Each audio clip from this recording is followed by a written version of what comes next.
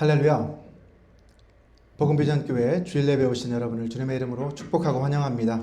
우리 모두 자리에서 일어서 주시기 바랍니다. 주의 집에 사는 자들은 복이 있나니 그들이 항상 주를 찬송하리이다. 우리 모두는 주님의 집에 거하는 주님의 복된 자녀들입니다. 우리 이 시간 다 같이 기쁨으로 소리 높여 우리 주님의 자비로우심을 함께 찬송하기 원합니다. 찬송가 123장 저들 밖에 한밤중에 우리 함께 찬송하겠습니다.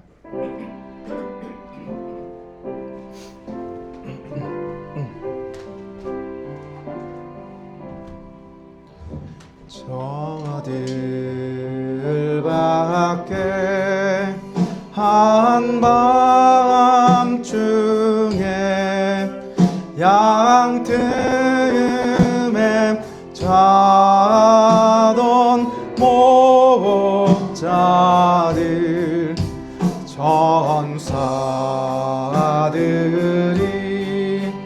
전하여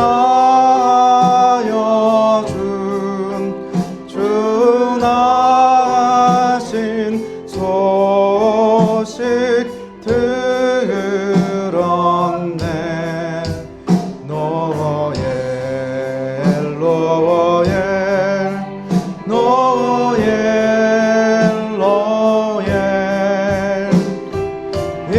이스라엘 왕이 나셨네. 저 동방에 별 하나가 이상한 빛을 비추어 이 땅 위에 큰 영광이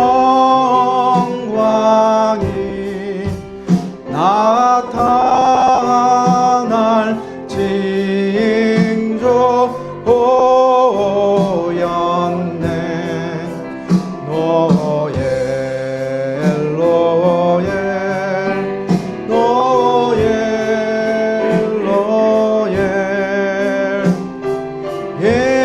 이스라엘 왕이 나셨네. 그 한 별이 베들레헴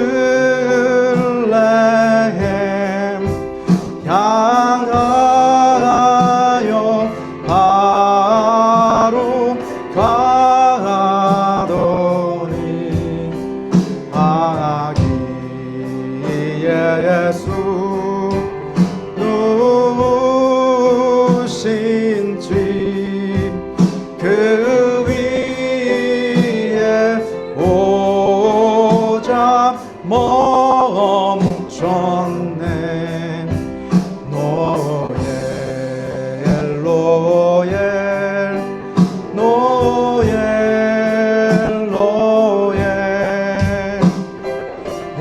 이스라엘 왕이 나셨네. 저 동방에 박사들이 새아기 보고 절하고 그 법에 다 열었어. 세 가지 예물 드렸네.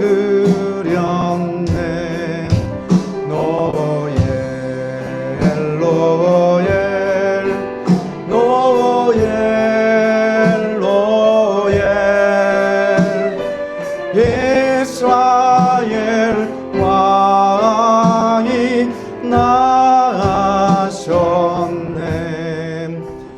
노엘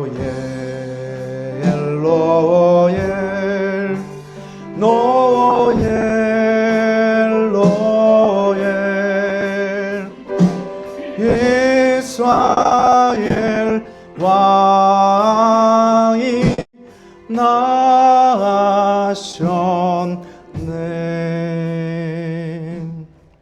아멘.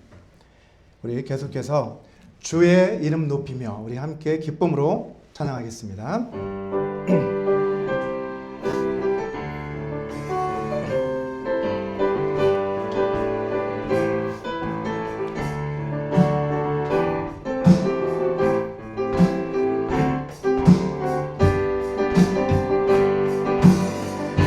주의 이름 높이며 주를 찬양하나이다. 나를 구하러 오신 주를 기뻐하나이다. 하늘 영광 버리고 이 땅 위에 십자가를 지시고 죄 사했네. 무덤에서 일어나 하늘로 올리셨네. 주의 이름 높이리. 주의 이름 높이며 주를 찬양하나이다. 나를 구하러 오신 주를 기뻐하나이다. 하늘 영광 버리고 이 땅 위에 십자가를 지시고 죄 사했네. 무덤에서 일어나 하늘로 올리셨네. 주의 이름 높이리. 하늘 영광 버리고 하늘 영광 버리고 이 땅 위에 십자가를 지시고 죄 사했네. 무덤에서 일어나 하늘로 올리셨네. 주의 이름 높이리. 하늘 영광 버리고 이 땅 위에 십자가를 지시고 죄 사했네. 무덤에서 일어나 하늘로 올리셨네. 주의 이름 높이리.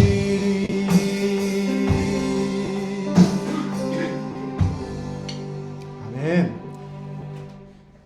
우리 마지막으로 예배합니다 라는 찬양 우리 믿음으로 함께 고백하겠습니다.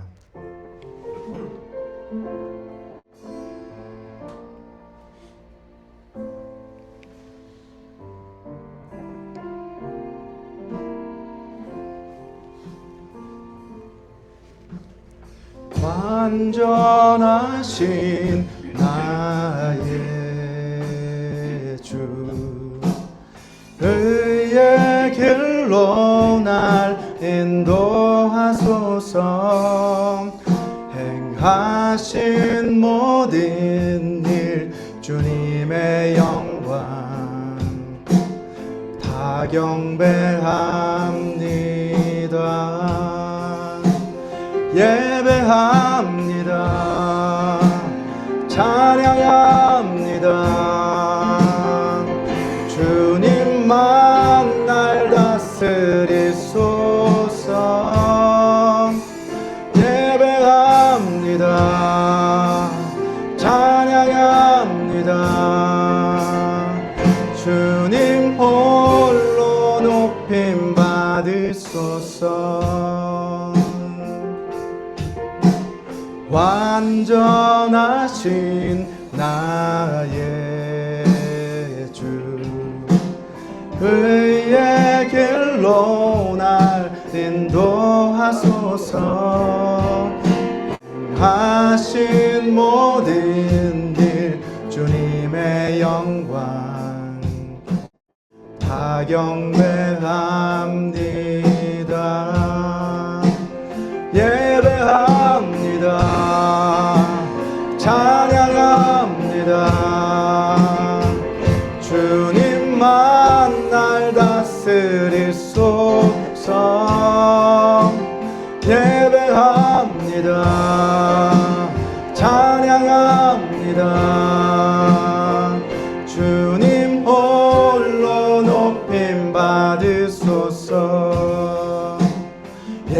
예배합니다. 찬양합니다. 주님만 날 다스리소서. 예배합니다. 찬양합니다. 주님 홀로 높임 받으소서. 아멘. 우리 이 시간에는 우리를 대표해서 이호정 장로님께서 기도해 주시겠습니다.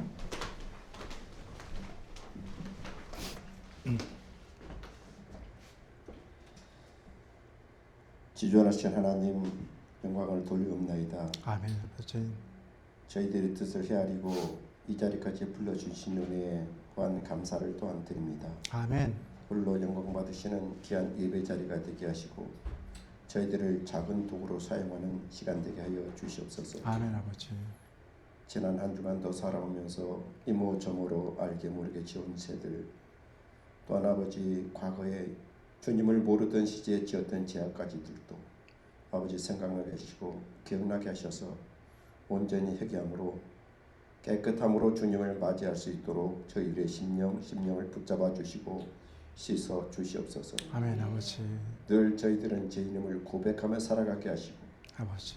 또한 주님의 은혜 아니면 살아갈 수 없음을 고백하는 저희 모두가 되게 하여 주시길 원합니다. 아멘.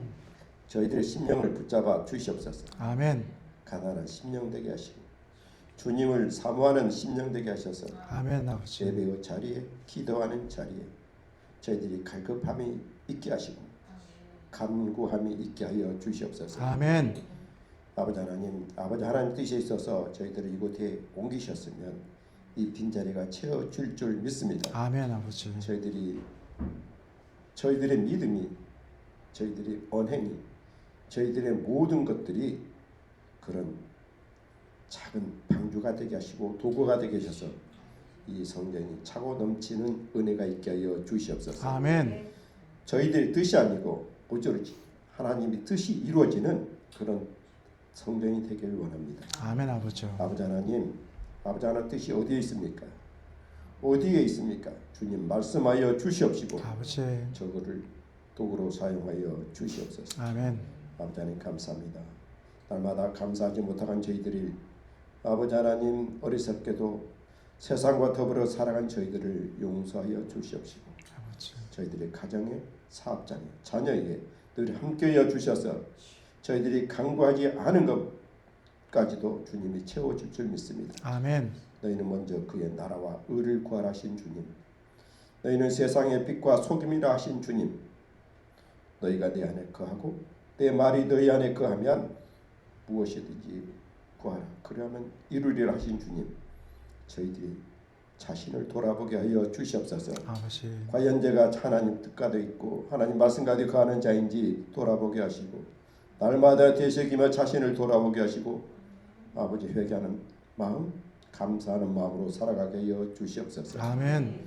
아버지 하나님 감사합니다. 오늘도 담임 목사님 말씀을 세우셨는데 아버지 기름범이 넘치게 하시고 아버지 귀한 말씀이 선포될 때 그 말씀이 한 주간을 살아가는데 승리의 삶이 될 수 있도록 역사하여 주시옵소서. 아멘. 예배의 시종을 주님이 온전히 주관하시고 인도할 줄 믿습니다.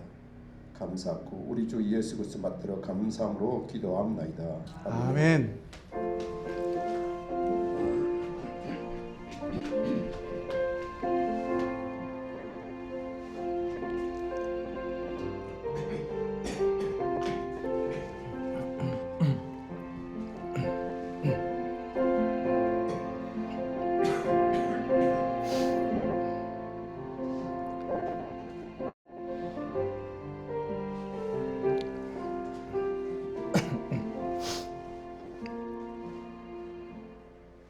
모두 자리에 앉아 주시기 바랍니다. 이 시간은 오늘 우리에게 주신 말씀 함께 봉독해 올려드리도록 하겠습니다. 오늘 주신 말씀은 사도행전 10장 1절에서 23절 전반절까지의 말씀입니다. 우리 함께 교독하도록 하겠습니다. 제가 먼저 읽겠습니다. 가이사랴에 고넬료라 하는 사람이 있으니 이달리아 부대라 하는 군대의 백부장이라. 그가 경건하여 온 집안과 더불어 하나님을 경외하며 백성을 많이 구제하고 하나님께 항상 기도하더니 하루는 제9시쯤 되어 환상 중에 밝히 보매 하나님의 사자가 들어와 이르되 고넬료야 하니 고넬료가 주목하여 보고 두려워 이르되 주여 무슨 일이니까? 천사가 이르되 내 기도와 구제가 하나님 앞에 상달되어 기억하신 바가 되었으니 내가 지금 사람들을 요바에 보내어 베드로라 하는 시몬을 청하라. 그 집은 해변에 있다 하더라.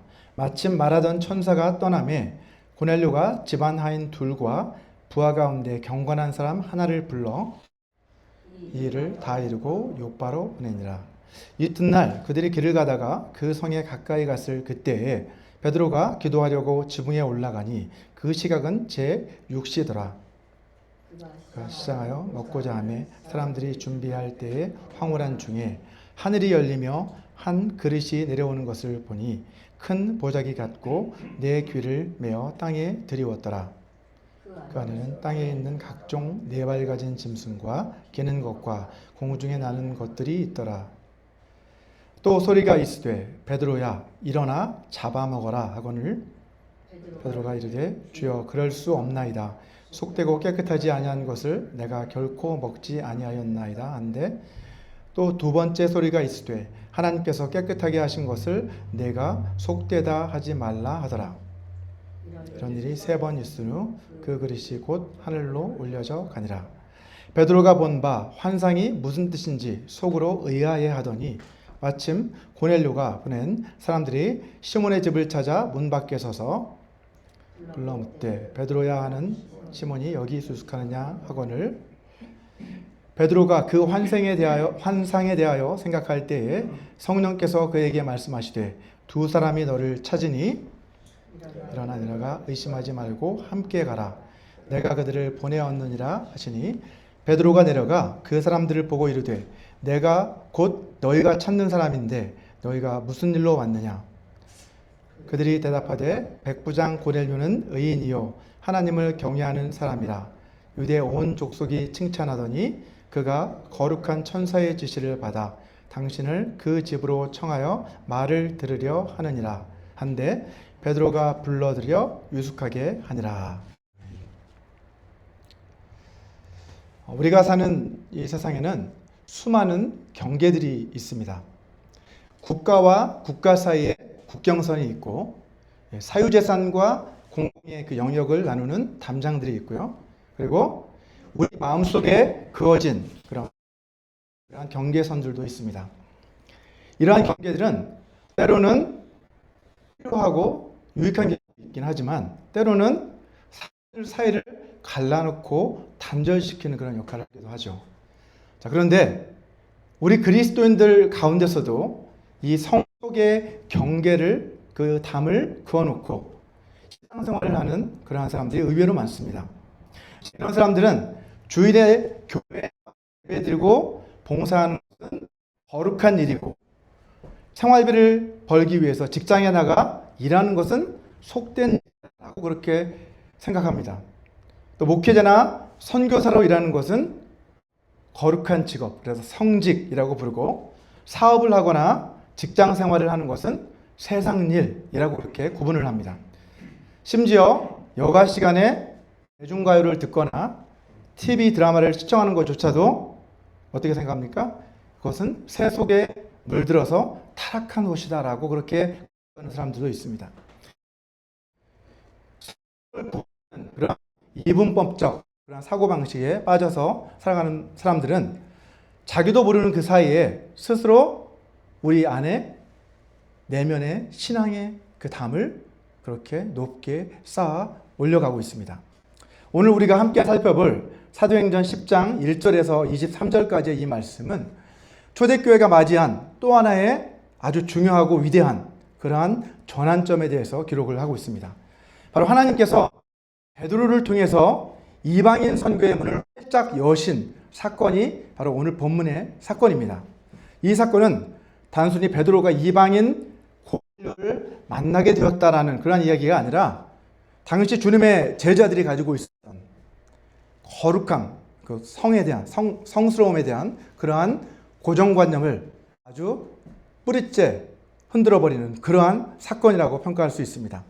당시 유대인들의 의식의 한가운데 있던 그러한 성과 속의 그런 거룩한 것과 속된 것, 그 사이의 경계는 아마도 인류 역사를 통틀어서 가장 무너뜨리기 힘든 그러한 경계 가운데 하나였을 것입니다.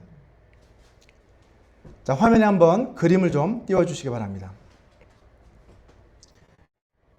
이 성과 속이라고 하는 이 한자를 보게 되면 그 원을 살펴보게 되면 참 흥미로운 사실을 속자부터 한번 보면 화면에 보시는 것처럼 이 속자라는 한자는 원래는 사람 인변에 골짜기 곡, 오른쪽에 골짜기 곡, 이 두 개가 합쳐진 글자인데요.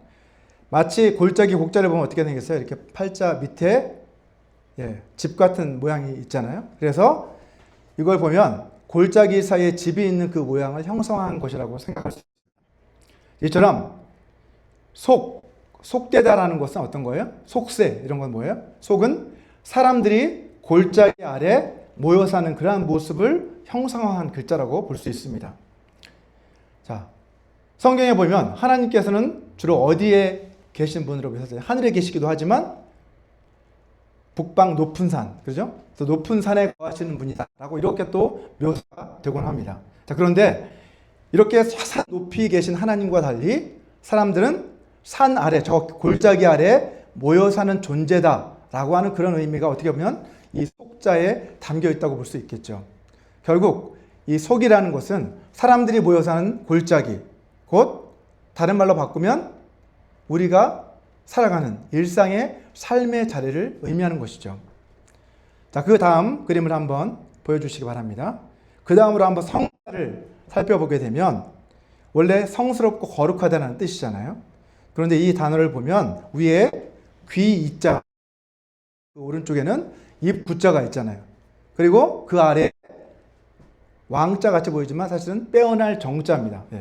빼어날 정, 뛰어날 정, 그런 정자가 이렇게 합쳐져서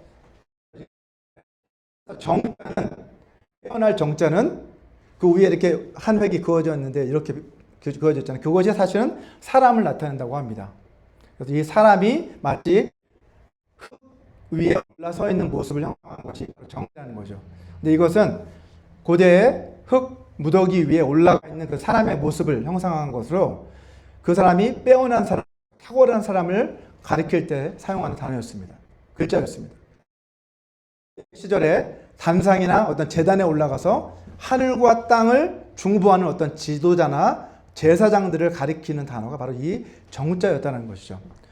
따라서 이 성자는 이 성이라고 하는 한자를 한번 그 의미를 살펴보게 되면 하늘의 소리를 귀담아 듣는, 그리고 들은 그 소리를 자신의 입으로 말하는 그러한 역할을 하는 아주 탁월한 사람, 빼어난 사람, 그 사람이 바로 성이라는 것을 알 수 있겠죠. 하늘의 음성을 귀로 듣고 그것을 사람들에게 입으로 전하며 높은 곳에 서서 사람들을 이끄는, 또 중보하는 그러한 탁월한 사람이 바로 성인이라고 할 수 있습니다. 자, 구약의 제사장들, 그리고 구약의 선지자들이 바로 그런 역할을 하던 사람들이었습니다. 자, 그들은 하나님과 사람들 사이에 중재자 역할을 했어요. 백성들에게 하나님의 복을 빌어주는 역할을 하고, 또 선지자들은 하나님의 뜻을 백성들에게 선포하는 그러한 역할을 감당했습니다. 자, 이런 의미에서 진정한 거룩함은 우리가 속세, 사람들이 모여 살고 있는 이 골짜기, 이곳을 피해서 달아나는 삶이 아니라 어떤 삶이에요? 오히려 성스러운 삶이란 이 골짜기 한복판에 서서 하나님이 들려주시는 그 말씀을 사람들에게 전파하는 그러한 사람, 그러한 삶을 사는 사람, 그러한 사람이 바로 진정한 성인, 거룩한 사람이라는 것이죠. 자, 여러분, 우리 잠시 한번 초대교회, 지금까지 살펴보았던 초대교회 역사를 한번 떠올려 보시기 바랍니다. 오순절 마가의 다락방에서 터져나온 그 성령의 강물은 거침없이 흘러갔습니다. 자, 예루살렘을 적시고 온 유대와 사마리아 국경마저 넘으면서 이제 폭발적인 부흥의 물결로 번져나갔잖아요. 그죠? 자, 그런데 그렇게 거침없이 흐르던 이 복음의 강물 앞에 유대인들이 수천 년 동안 쌓아 올려온 그러한 견고한 벽이, 견고한 담이 가로막고 있었어요. 그 담은 바로 자기 자신들은 거룩한, 선택받은 거룩한 백성이고 저 이방인들은 속되고 부정한 자들이다 라고 하는 그러한 편견의 담이었습니다. 자, 이 담이 무너져 내리지 않는 한 하나님의 이 복음의 물결은 결코 그 담을 넘어 저 땅끝까지 흘러갈 수 없다는 것이죠. 자, 오늘 본문은 어떻게 이처럼 견고하게 쌓아 올려진 이러한 성속의 경계가 무너지게 되었는지 우리에게 자세히 보여주고 있습니다. 이 사건을 통해서 우리가 하나님이 어떻게 우리 안에 혹 쌓아 올려져 있는 그런 성속의 경계를 허물어 가질 수 있는지 우리 함께 생각해보는 시간을 갖고자 합니다. 자, 오늘 본문은 로마 군대의 백부장이었던 고넬료에 관한 이야기로 시작을 하고 있습니다. 오늘 본문 1절을 보면 그의 이름은 고넬료였어요. 그리고 그는 로마 군대의 백부장이었다라고 성경은 그렇게 소개하고 있습니다. 자, 유대인의 관점에서 보일 때 이 고넬료라고 하는 사람은 어떤 사람입니까? 그는 이방인이었어요. 그것도 이스라엘을 압제하고 있는 로마 군대의 장교였습니다. 한 중대장 정도의 그러한 장교였어요. 유대인의 관점에서 봤을 때는 그는 분명 부정한 사람이고 속된 사람이었어요. 그래서 상종할 수 없는 사람이었습니다. 자, 하지만 누가는 그에 관해서 어떻게 소개하고 있습니까? 본문 2절을 보시면 그가 경건하여 온 집안과 더불어 하나님을 경외하며 백성을 많이 구제하고 하나님께 항상 기도했다라고 그렇게 성경은 증언하고 있습니다. 고넬료는 비록 이방인이었지만 하나님을 누구보다도 경외하는 사람이었다라고 말하고 있어요. 자기 자신만 하나님을 경외하는 것이 아니라 온 집안 식구들이 경건한 삶을 살아가도록 그렇게 이끌어가는 가장이었어요. 또한 가난한 사람들에게 아주 자선을 많이 베푸는 그러한 구제를 하는 그러한 사람이었어요. 그뿐 아니라 그는 하나님께 늘 항상 기도하는 그러한 경건한 사람이었다라고 성경은 우리에게 말해주고 있습니다. 이러한 모습을 보면 사실은 어떻게 보면 이스라엘 사람들보다 더 낫구나 이런 생각이 들고 우리에게 적용시켜 본다면 와 이거 우리보다 훨씬 낫네 그러잖아요. 때로 우리가 교회 다니는 사람보다 더 선하고 아름다운 그러한 믿지 않는 사람들을 우리가 만나게 될 때가 있잖아요. 마치 그런 사람들 같은 사람이 바로 이 고넬료라는 사람이었어요. 자, 그런데 그런 고넬료가 어느 날 기도를 하고 있었는데 환상이 보이기 시작합니다. 근데 환상 중에 한 천사가 나타나서 그에게 주님의 명령을 전달하죠. 본문 4절 말씀입니다. 고넬료가 주목하여 보고 두려워 이르되 주여 무슨 일이니까? 천사가 이르되 내 기도와 구제가 하나님 앞에 상달되어 기억하신 바가 되었다라고 이렇게 말하고 있습니다. 그 다음 본문 5절과 6절을 한번 보시면 천사가 전한 그 메시지는 어떤 명령이었어요? 내가 지금 사람들을 보내서 욥바로 보내서 베드로라 하는 시몬을 청하라. 그는 무드장이 시몬의 집에 유숙하니 그 집은 해변에 있다라는 이 말을 전달하고 있습니다. 빨리 그 시몬의 집으로 가서 베드로를 초청해서 말씀을 들으라는 거죠. 7절에서 그렇게 7절을 한번 보게 되면 이제 천사가 떠나고 고넬료는 어떻게 합니까? 그 즉시 종들과 부하들 가운데서 경건한 사람들을 선별해요. 그래서 욥바로 보내는 것을 볼 수 있습니다. 자, 아무나 보낸 것이 아니고 자기 종들과 부하들 가운데서 경건한 사람들을 선별해서 보냈다. 이 모습을 통해서도 우리는 이 사람이 얼마나 경건한 사람이었는지를 다시 한번 엿볼 수 있습니다. 오늘 본문 22절에서도 우리는 다시 한번 그가 얼마나 경건한 사람이었는지를 우리 다시 한번 확인할 수 있습니다. 22절을 보면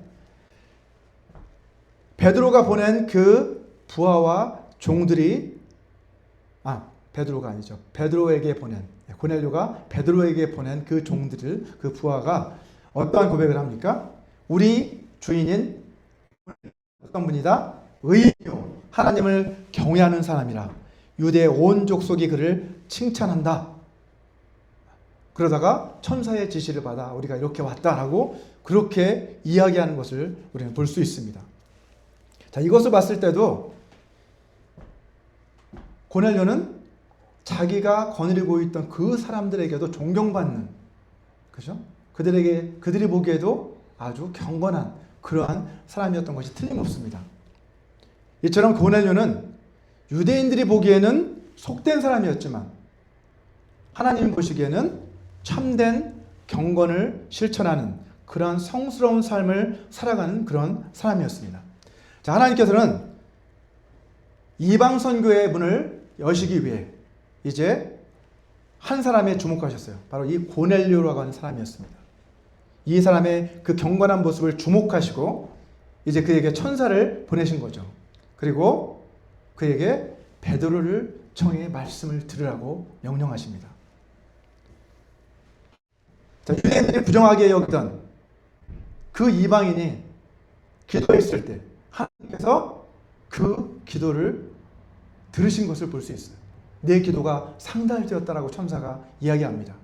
하지만 해야 될 것이 있죠. 아무리 이 땅에서 선행을 많이 베풀고 경건한 삶을 살아가고 있다 할지라도 그것만으로는 우리가 구원을 받을 수 없다는 사실입니다. 성경은 길이요 진리요 생명이신 예수 그리스도를 통해서만 하나님 아버지께 이룰 수 있다라고 분명히 선포하고 있습니다. 이 땅에 구원을 얻을 만한 다른 이름을 우리에게 주신 일이 없다라고 말씀하시죠. 오직 예수 이름을 믿음으로 말미암아 우리는 구원을 받을 수 있습니다. 마치 부자 청년에게 한 가지 부족한 것이 있었던 것처럼 이 고넬료에게도 한 가지 부족한 것이 있었죠. 그것은 바로 예수 그리스도로 말미암는 죄사함의 은혜였습니다. 그래서 하나님은 천사를 보내 그에게 베드로를 초청하라고 지금 명령하고 계신 것입니다. 자, 이제 바뀌면서 조명이 요바에 있는 무두장이 시몬의 지붕 위에서 기도하고 있는 베드로를 비추고 있습니다. 다시 한번 화면을 좀 띄워주시면 고넬료가 보낸 그 사람들이 도착할 그 무렵에 베드로는 기도를 하고 있었는데 그 기도하고 있던 베드로의 눈앞에 환상이 펼쳐집니다. 그 앞에 하늘이 열리죠. 그리고 하늘에서 큰 보자기 같은 그릇이 하늘에서 내려오기 시작합니다. 그런데 그 안에 봤더니 뭐가 있어요? 각종 네발 가진 짐승과 기는 것과 공중의 새들, 그렇죠? 여러 가지 짐승들이 있잖아요. 그렇게 들어있는 것을 볼 수 있습니다. 그리고 그때 하늘에서 소리가 들립니다. 베드로야, 일어나 잡아먹어라. 경건한 유대인이었던, 그리고 율법을 철저하게 지켜왔던 베드로의 입장에서 이것은 용납할 수 없는 일이었어요. 그래서 그는 주여, 그럴 수 없습니다. 속되고 깨끗하지 않은 것을 내가 결코 먹은 적이 없습니다. 라고 이렇게 그는 고백합니다. 우리 본문 14절에서 그는 결코 먹지 않겠다라고 거부하고 있죠. 자, 성경은 이 보자기 모양의 그 그릇 안에 구체적으로 어떤 동물들이 들어있었는지는 우리에게 말해주고 있지 않습니다. 하지만 많은 사람들은 어떻게 생각합니까? 베드로가 이처럼 거부감을 보인다고 한 것을 보면 아마도 여기에는 부정한 동물들이 들어있지 않았을까라고 그렇게 짐작하는 분들이 있습니다. 베드로가 속되고 깨끗하지 아니한 것을 내가 결코 먹지 않았습니다 라고 이렇게 말하고 있기 때문에 그렇게 생각하는 거죠. 자, 그런데 오늘 본문 14절을 헬라어 원문으로 보게 되면 우리는 흥미로운 사실 한 가지를 발견하게 됩니다. 자, 한글 성경에서는 그냥 속되다, 부정하다 이 두 가지로 표현하고 있죠. 속되다라고 번역하고 있는 그 앞에 있는 그 단어의 헬라어 단어는 코이노스라고 하는 단어인데, 이 단어는 사도행전 2장과 4장에서 우리가 살펴봤던 단어예요. 코이노니아, 네, 우리 교제, 친교 이렇게 사용할 때 쓰는 그 코이노니아와 같은 어원인데, 코이노스라는 이 단어는 사도행전 2장과 4장에 나타나는 단어로서 서로 공유한다, 공유하는 이런 형용사예요. 그래서 shared in common, 함께 공동으로 뭔가를 소유하는 상태, 그것을 가리킬 때 사용하는 단어가 바로 이 코이노스라는 단어죠. 자, 이 단어는 그런데 유대인들에게 어떻게 사용이 되었냐면, 그 당시 바리새인들은 이 코이노스라고 하는 단어를 정한 것이 있어요. 정결한 동물들도 있고, 뭐 하나님이 정결하다고 선포하시는 그것들이 있잖아요. 그것들이 부정한 것과 접촉을 하게 되면 어떻게 되느냐? 그 부정탄다 그러잖아요, 우리가. 그 부정이 이 정결한 것에 옮겨져서, 그러니까 그 부정함이 공유되어서 어떻게 되는 거예요? 둘 다 부정하게 된다라고 이렇게 이해를 했어요. 그래서 어떻게 보면 이 사람들이 생각한 건, 만약 정한 동물이 있는데 그 정한 동물이 부정한 동물과 함께 한 데 있어서 함께 접촉을 하게 된다면 어떻게 되느냐? 이 두 동물들은 다, 정한 동물은 물론이고 부정한 동물, 이 둘 다 어떻게 된다는 거예요? 둘 다 부정한 동물이 되어버린다. 이렇게 해석을 한 것이죠. 근데 이 규정, 성경 어디에도 찾아볼 수 없는 규정입니다. 사실 이것은 유대인들, 즉 더 구체적으로 말하면 바리새인들이 세워온 그러한 자기들 스스로 만들어낸 그러한 규정 가운데 하나였어요. 베드로 역시 이러한 관습에 물들어 있었죠. 그래서 그는 절대로 이 짐승들을 잡아먹을 수 없습니다라고 완강하게 거부합니다. 아마도 베드로가 생각한 것은 이 그릇 안에 들어있는 그 동물들이 정한 동물도 있었을 거고 부정한 동물도 있었을 거라고 저는 생각해요. 왜냐하면 각종 모든 짐승들, 모든 동물들이라고 분명히 성경은 말하고 있어요. 근데 베드로는 어떻게 생각한 거예요? 저게 다 저 보자기 안에 다 같이 한데 어우러져서 막 이렇게 들어있으니까 어차피 저건 다 부정한 애들이야. 아마도 이렇게 생각했던 것 같아요. 그래서 저는 절대 저 부정한 것들을 먹을 수 없습니다 라고 이렇게 생각했던 것 같습니다. 자, 하나님께서는 이러한 베드로의 잘못된 그 생각을 아시고 그를 바로잡아 주십니다. 오늘 본문 15절 말씀을 같이 한번 우리 읽어보도록 하겠습니다. 시작. 또 두 번째 소리가 있으되 하나님께서 깨끗하게 하신 것을 내가 속되다 하지 말라 하더라. 하나님께서는 뭐라고 말씀하셨어요? 내가 이것들을 모두 다 이미 깨끗하게 했는데 너는 왜 이걸 속되다고 하느냐 라고 이렇게 말씀하고 계신 거예요.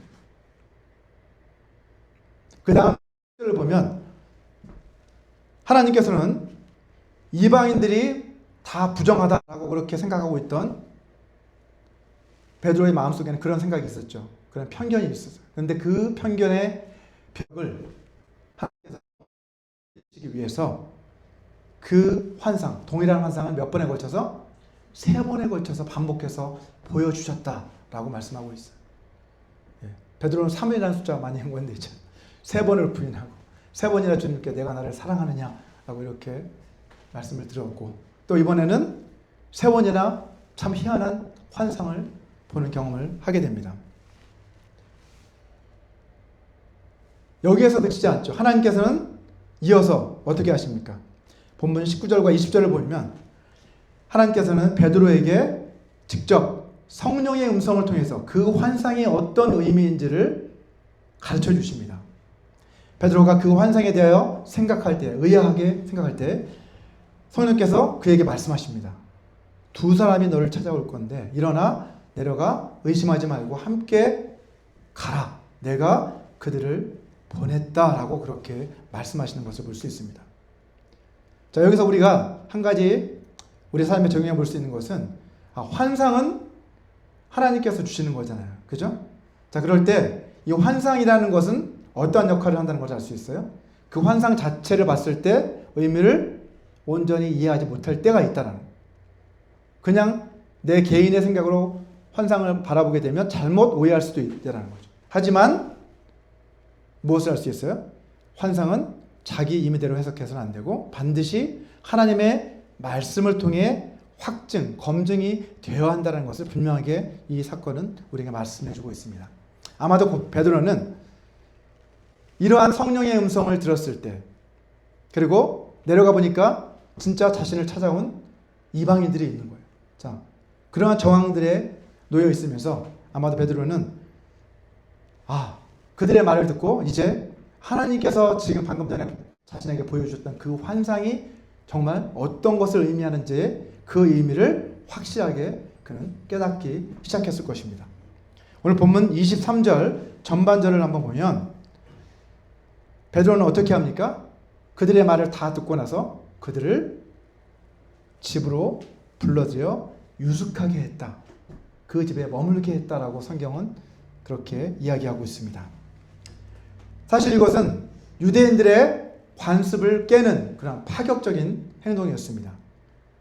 베드로는 하나님께서 자신에게 보여주신 그 환상의 의미를 이제 이해하고 그것을 받아들이기 시작한 거예요. 이방인들을 자기가 머물던 그 집으로 불러들인 것만으로 그것을 우리는 알 수 있죠. 출애굽기 19장 6절을 한번 보게 되면 하나님께서는 이스라엘을 제사장 나라 그리고 거룩한 백성으로 삼으시기 위해 그들을 택하셨다라고 그렇게 말씀하고 있습니다. 너희가 내게 대하여 제사장 나라가 되며 거룩한 백성이 되리라. 너는 이 말을 이스라엘 자손에게 전할지니라 라고 하나님은 말씀하셨습니다. 그렇다면 제사장의 역할은 뭘까요, 여러분? 제사장의 역할은 백성과 하나님 사이를 중재하는 역할, 중보하는 역할, 그리고 백성들이 하나님께 나아올 수 있도록 준비하고 그들을 돕는 역할, 그것이 바로 제사장들이 하는 역할이었습니다. 이스라엘을 제사장 나라로 삼으셨다라고 하는 것은 이스라엘 사람들뿐만이 아니라 이제 하나님의 계획은 그들을 사용하셔서 그들을 통해서 온 세계 열방이 하나님께 나아올 수 있도록 준비하는 일을 이스라엘에게 맡기셨다라는 거죠. 자신들만 거룩한 자들이 되는 게 아니라 모든 이방이 그들을 통해 거룩하게 되기를 꿈꾸시는 그 하나님의 비전이 거기에 담겨 있다는 것이죠. 하지만 안타깝게도 이스라엘은 이 소명을 잊어버렸습니다. 그들은 자신들만이 선택받았다라고 하는 그런 특권의식을 가지고 있었고, 그래서 이방인들을 부정하고 그들을 멸시하는 그 대상으로 바라보기 시작했습니다. 하나님께서는 경계를 지키라 라고 하는 그런 말씀을 하셨지만 그 경계는 이러한 경계를 지키라는 것이 아니었죠. 예? 우리가 거룩함의 경계를 지키라는 것은 이러한 믿지 않는 사람들을 멸시하고 무시하라는 것이 아니라 오히려 그들을 이 거룩함 안으로 초대하라는 거잖아요. 그죠? 하나님의 이 명령은 사실은 너희가 우월감에 빠져 사람들을 배타적으로 대하라는 것이 아니라 오히려 너희는 거룩한 존재로 부름을 받았으니 너희와 마찬가지로 저들을 거룩함으로 초대해라라고 하는 명령을 주신 것입니다. 자, 그래서 하나님께서는 우리에게도 오늘날 교회인 우리들을 향해서도 뭐라고 말씀하십니까? 우리 베드로전서 2장 9절 말씀을 다 같이 한번 읽어보도록 하겠습니다. 같이 읽겠습니다. 시작. 그러나 너희는 택하신 족속이요 왕같은 제사장들이요 거룩한 나라요 그의 소유가 된 백성이니 이는 너희를 어두운 데서 불러내어 그의 기이한 빛에 들어가게 하신 이의 아름다운 덕을 선포하게 하려 하심이라 라고 분명하게 말씀하고 있습니다. 예수 그리스도 안에서 이제는 우리 믿는 사람들을 왕같은 제사장으로 세우셨다라고 성경은 말씀하고 있어요. 구약에는 이스라엘에게 맡기셨던 그 직분을 이제 교회인 우리들에게 맡기셨다는 거죠. 우리가 오늘 본문에서 베드로가 본 이 환상의 의미를 올바로 이해하기 위해서는 예수님께서 이 땅에 오셔서 어떤 일을 하셨는지 다시 한번 생각해 볼 필요가 있습니다. 예수님께서는 이 땅에 오셔서 어떤 일을 하셨어요? 바리새인들은 어떻게 했습니까? 아까도 설명을 드렸던 것처럼 부정함이 다른 데로 전염된다라고 그런 생각 가지고 있어서 자신들 스스로 자신들을 정결한 사람들이기 때문에 부정한 것들과 접촉해서는 안 돼. 이런 생각을 가지고 있었어요. 그래서 어떻게 한 겁니까? 저 세리들, 저 죄인들, 저 창녀들, 저 문둥병자들, 상종하지 못할 저 이방인들, 이렇게 생각하며 어떻게 멀리한 거죠. 자, 그런데 예수님께서는 이 땅 가운데 오셔서 완전히 정반대의 모습을 우리에게 보여주십니다. 오히려 세리와 창녀와 문둥병자들의 친구가 되어주셨어요. 오히려 부정함이 전염되는 것이 아니라 오히려 거룩함이 전달된다는 것을 예수님은 그 삶을 통해 우리에게 보여주셨습니다. 자, 예수님은 세리와 죄인들과 함께 식사를 하셨잖아요. 근데 바리새인들은 이 모습을 보고 어떻게 합니까? 막 비난하죠. 어떻게 저 죄인들과 함께 할 수 있나? 이렇게 비난을 합니다. 하지만 예수님은 뭐라고 말씀하십니까? 마태복음 9장 19절을 보면 건강한 자에게는 의사가 쓸데없고 병든 자에게 쓸데가 있는 것처럼 나는 의인을 부르러 온 것이 아니요 죄인을 부르러 왔노라 라고 주님 그렇게 말씀하셨습니다. 예수님께서 오신 목적은 스스로 의롭고 거룩하다고 생각하고 있는 사람들을 위해서 오신 것이 아니라 어떤 사람들? 자신이 죄인임을 깨닫고 그렇게 하나님 앞에 엎드릴 수 있는 그러한 사람들을 위해 주님은 이 땅에 찾아오셨다는 거예요. 여러분, 성스러운 그 하나님의 본체이신 예수 그리스도께서는 종의 형체를 가지사 사람이 되셔서 사람들이 살고 있는 이 속세, 이 골짜기 안으로 내려오셨습니다.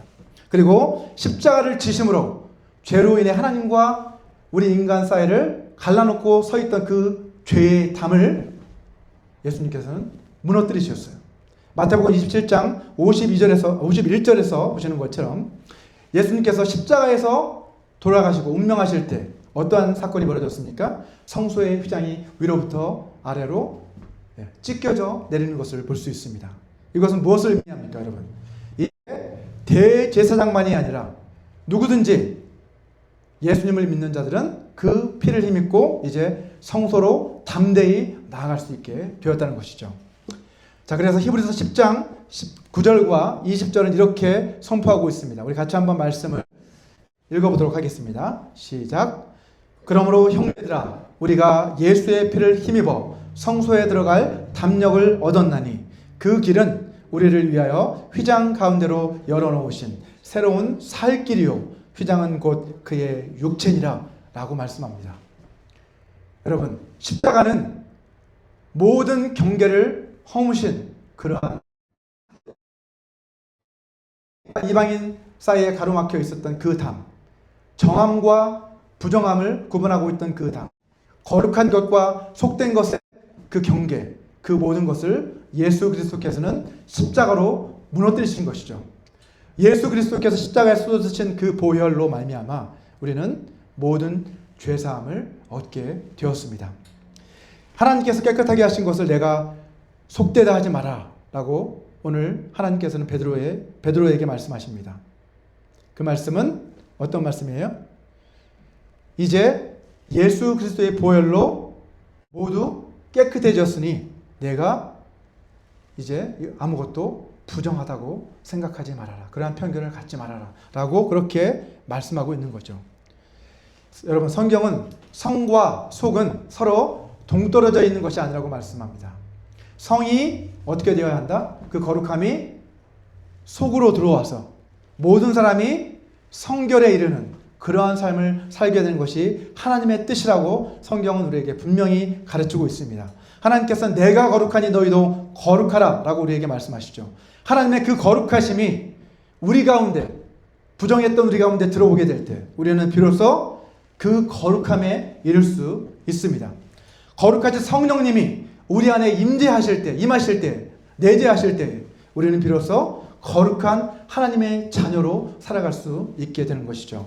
우리가 신앙생활을 하다 보면 어느 순간 우리도 모르는 사이에 또다시 자기 자신이 세워놓은 그 틀과 규율이라는 그러한 경계에 갇혀 살아가게 됩니다.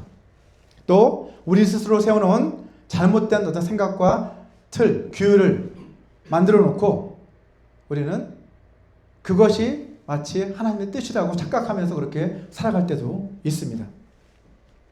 하지만 우리는 깨달아야 합니다. 여러분, 성경을 다른 말로 뭐라고 하냐면 정경, 캐넌이라고도 부르잖아요. 자, 이 캐넌이라고 하는 그 말은 본래 갈대로 만든 잣대, 고대 시대는 갈대로 잣대를 만들어서 사용을 했는데, 자를 만들어 사용했는데, 히브리어 단어 카네라고 하는 단어가 있어요. 그 단어는 캐넌하고 비슷하잖아요. 이 카네라고 하는 그 단어에서 그 갈대로 만든 잣대를 의미하는 그 단어에서 바로 이 정경이라는 단어가 유래를 했는데, 그것은 무엇을 의미합니까? 하나님의 그 말씀, 정경은 우리 삶의 잣대가 된다는 것을 의미하고 있어요. 우리가 만들어낸 삶의 잣대가 아니라 하나님의 말씀, 그 정경이 우리 삶의 잣대가 되어야 된다는 것을 알 수 있습니다. 여러분, 우리 신앙생활을 하다 보면 교회 안에는 많은 다양한 배경의 또 다양한 출신의 사람들이 함께 모여 신앙생활을 하게 되죠. 우리가 다른 신앙 색깔을 가진 그런 사람들이 교회 안에 들어왔을 때 어떻게 되냐?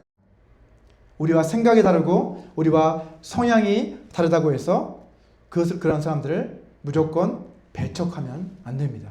오늘 본문이 우리에게 가르쳐주는 것은 뭐예요? 우리도 베드로처럼 변해야 된다는 거죠. 우리 스스로 저 사람은 안 변해. 이 사람한테는 복음을 전해도 소용없어 라고 이렇게 생각하면서 스스로 우리가 가진 그 잣대로 사람들을 판단해서는 안 된다는 거죠. 이 세상에 구원받지 못할 죄인은 단 한 사람도 없습니다. 오직 구원받기를 원치 않는 죄인들만이 사실은 구원받지 못하는 거죠. 자, 우리는 하나님 모든 사람이 다 구원에 이르기를 원하신다는 것을 알고 이제 우리에게 맡겨진 그 복음 전파의 사명을 날마다 감당하는 그러한 삶을 살아가야만 하겠습니다. 우리가 또한 이 교회 안에서 예수 그리스도의 몸으로 함께 부르심을 받았다는 것은 뭐예요?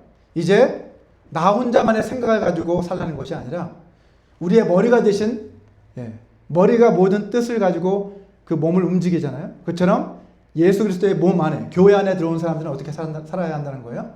이제 하나님의 머리가 말씀하시는 그 뜻에 순종해서 이제 살아야 한다는 것을 우리에게 가르쳐주고 있습니다. 저 여러분 모두가 이처럼 하나님의 말씀을 잣대로 삼고 순종하는 삶을 살아가게 되시기를 주님의 이름으로 축원합니다. 우리 이 시간 이 말씀을 기억하시면서 다 같이 함께 통성으로 기도하는 시간을 갖기 원합니다.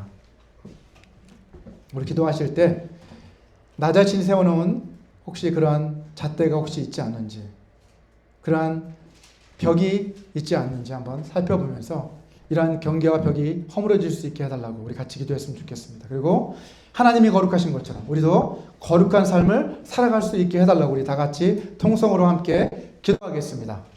거룩하신 하나님 감사합니다. 오늘 말씀을 통해서 아버지 하나님이여, 이제 복음이 예루살렘으로부터 시작해서 사마리아와 온 유대와 그 경계를 넘어서 땅 끝까지 이르러야 하는데, 하나님 아버지여, 그 당시 여전히 유대인들이 가지고 있었던 그 아버지 하나님이여, 경계의 벽 때문에 복음이 흘러가지 못하는 것을 봅니다. 하나님 아버지, 우리 자신도 아버지 하나님 신앙생활을 하면서 우리 스스로 세워놓은 그 경계의 벽에 갇혀서 아버지 신앙생활을 할 때가 너무나 많습니다. 하나님, 우리가 세워놓은 잣대가 아니라 하나님이 우리에게 말씀하시는 그 말씀이 우리 삶의 잣대가 되기를 소원합니다. 아버지, 주님 말씀하실 때 그 말씀에 순종하는 삶을 살아갈 수 있도록 저희를 이끌어 주시옵소서. 아버지, 성령님을 우리 가운데 보내주셔서 우리 안에 거하게 하시고 우리를 하나님의 자녀로 삼아주신 주님, 이제 우리가 그 성령님의 음성에 귀를 기울이는 삶을 살아갈 수 있게 하여 주시옵소서. 그래서 내 뜻대로 사는 자들이 아니라 성령의 음성대로 하나님의 뜻대로 아버지 안에 살아가는 그러한 존재들이 될 수 있도록 저희를 이끌어 주시옵소서. 아버지, 우리를 교회로 부르신 하나님, 아버지, 이제는 아버지 안에 머리가 되신 예수 그리스도를 바라보며 예수님께서 우리에게 명령하시는 그 뜻, 성령을 통해 말씀하시는 그 뜻에 순종하며 함께 어우러져 서로를 섬기고 서로 사랑하며 아버지 하나님 함께 교회를 세워나가는 그러한 삶을 살아갈 수 있도록 저희를 축복하여 주시옵소서. 저에게 힘을 허락하여 주시옵소서. 능력을 허락하여 주시옵소서. 거룩하신 아버지 하나님, 우리를 향해 오래 참아주시니 그 은혜에 감사합니다. 우리 자신이 세워놓은 그 생각의 잣대를 이제 내려놓고 날마다 주님의 말씀을 우리 삶의 잣대로 삼는 그러한 거룩한 삶을 살아갈 수 있게 하여 주시옵소서. 거룩하신 주님께서 자신을 비워 우리 가운데 찾아오셔서 겸손히 우리를 섬기셨던 것처럼 우리도 주님과 같이 낮아져서 겸손히 다른 사람들을 섬기는 그러한 삶을 살아갈 수 있도록 축복하여 주시옵소서. 우리에게 구원의 은혜를 베풀어 주시고 우리 삶의 모든 필요를 공급해 주시는 주님의 그 은혜에 감사해서 이 시간 예물들을 주님 앞에 올려드립니다. 기뻐 받아 주시옵소서. 주님 나라 영광을 위해 사용하여 주시옵소서. 예수님의 이름으로 기도합니다. 아멘. 네, 감사합니다. 네, 우리 이 시간 다 같이 자리에서 일어서 주시기 바랍니다. 네, 오늘 방문해 주신 원장님, 네, 감사합니다. 우리 다 같이 마지막으로 결단의 찬양 다시 복음으로 함께 부르시고 축도로서 예배를 마치도록 하겠습니다.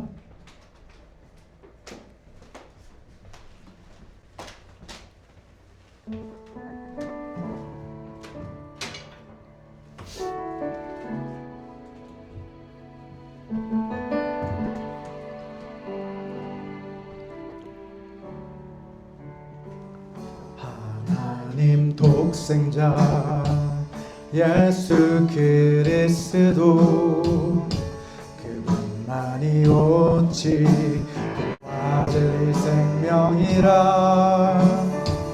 세상 다 변하고 사람들 변해도 나에겐 복음 십자가뿐이라. 하나님 독생자 예수 그리스도 그분만이 나의 길과 진리 생명이라.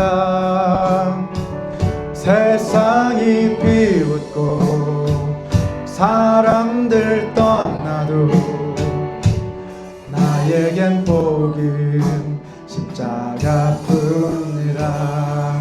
다시 복음으로 다시 십자가로 다시 하나님께로 나아갑니다. 오직 복음만이 오직 십자가만이 오직 하나님만이 나의 전부입니다. 다시 복음으로 다시 십자가로 다시 하나님께로 나아갑니다. 오직 복음만이 오직 십자가만이 오직 하나님만이 나의 전부입니다.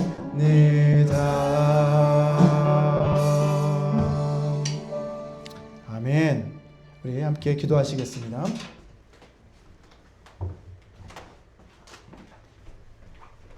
지금은 주 예수 그리스도의 은혜와 하나님의 사랑과 성령 하나님의 교통하심이 날마다 하나님의 말씀을 삶의 잣대로 삼고 날마다 성령의 인도하심을 받는 거룩한 삶을 살아가기로 결단하는 모든 사람들에게 영원히 함께 하시기를 간절히 축원하옵나이다.